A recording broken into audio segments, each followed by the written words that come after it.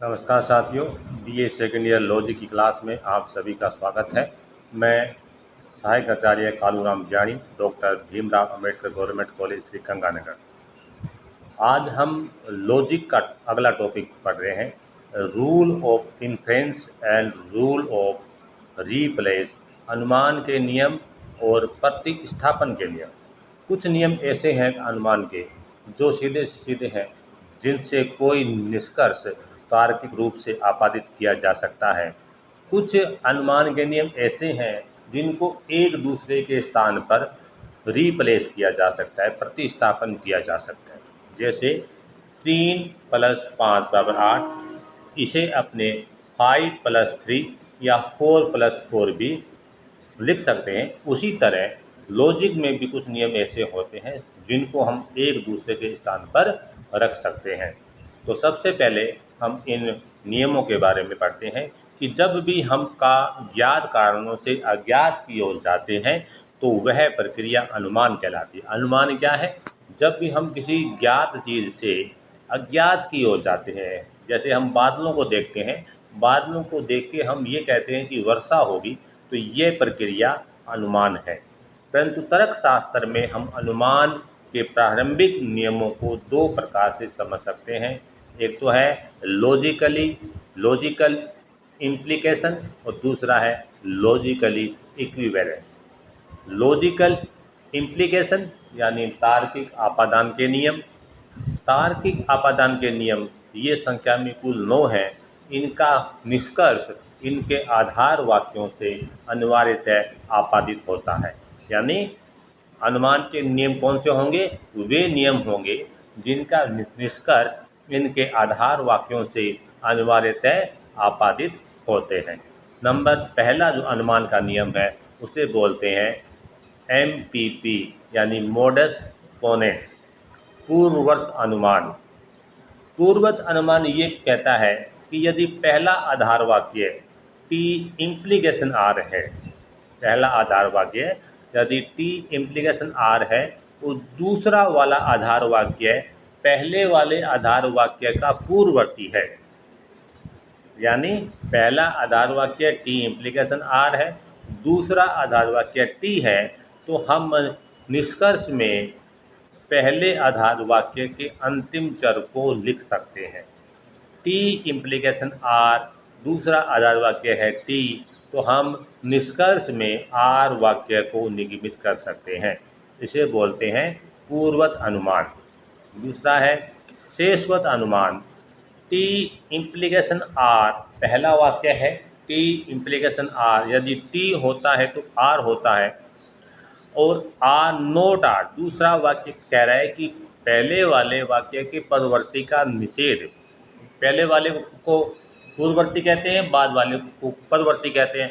तो दूसरे आधार वाक्य में पहले का जो चर है उसका निषेध हुआ है, T इम्प्लीकेशन R, और दूसरा है नोट R, तो हम निष्कर्ष में लिखेंगे नोट T। यानी T होता है तो R होता है, R नहीं होता है तो T भी नहीं होता है। इसे बोलते हैं शेषवर्त अनुमान। अनुमान का तीसरा नियम है हेतु हेतु मत न्याय वाक्य। शॉर्टकट में इसे HS का नियम भी बोलते हैं। इसमें है कि यदि इम्प्लीकेशन के दो वाक्य कोई हो तो हम पहले वाला चर और अंतिम वाला चर इनको निष्कर्ष में लिख सकते हैं। जैसे T इम्प्लीकेशन R, दूसरा वाक्य R इम्प्लीकेशन S। देखो T इम्प्लीकेशन R है, इसके बाद यही वाली चर यहाँ आई है T इम्प्लीकेशन R या R इम्प्लीकेशन S। जैसे इसकी स्थान पर कोई दूसरा वाक्य हो, जैसे A इम्प्लीकेशन B, तो यहाँ आएगा B इम्प्लीकेशन C। ये वाली चर जो है ये यहाँ आनी चाहिए। T इम्प्लीकेशन R होता है, दूसरा वाक्य कहते हैं कि R इम्प्लीकेशन S होता है, तो हम सीधे ही निष्कर्ष में लिख सकते हैं कि T इम्प्लीकेशन S। यदि T होता है तो S होता है। चौथा है वैकल्पिक न्याय वाक्य। इसे शॉर्ट में MTP का रूल कहते हैं। पहला था MPP, दूसरा था MTT, तीसरा है HS का रूल, चौथा है MTP का रूल। ये कहता है, जैसे नाम से पता है, वैकल्पिक। दो विकल्प दिए हुए हैं, या तो टी सही है या आर सही है। दूसरे वाला वाक्य कहता है कि टी सही नहीं है। पहले वाले वाक्य ने क्या बोला कि या तो टी सही है या आर सही है। दूसरे वाला वाक्य कहता है कि टी सही नहीं है। इसका मतलब क्या हुआ, आर सही है। तो इस निष्कर्ष वाले वाक्य को हम वैकल्पिक न्याय वाक्य कहते हैं। यानी दो पहले दिए हुए हैं, उसमें एक का यदि निषेध मिलता है तो हम बाद वाले को सीधा का सीधा लिख देते हैं। पांचवा अनुमान का नियम है विधायक उभयतः पास। इसे हम सीडी का रूल भी कहते हैं। इसमें है कि इम्प्लीकेशन के दो वाक्य डॉट यानी संयोजन के चिन्ह से जुड़े होते हैं।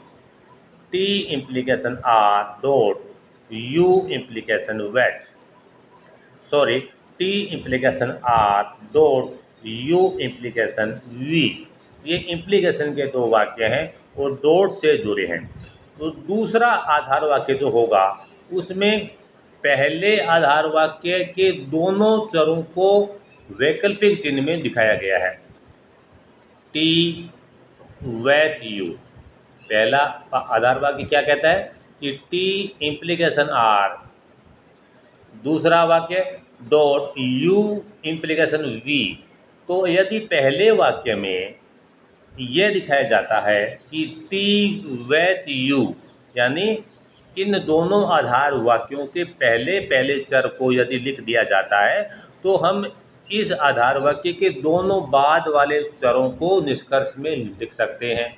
इसमें दोनों चर जो है ये टी वेट यू, तो हमने निष्कर्ष में लिख दिया आर वेट वी।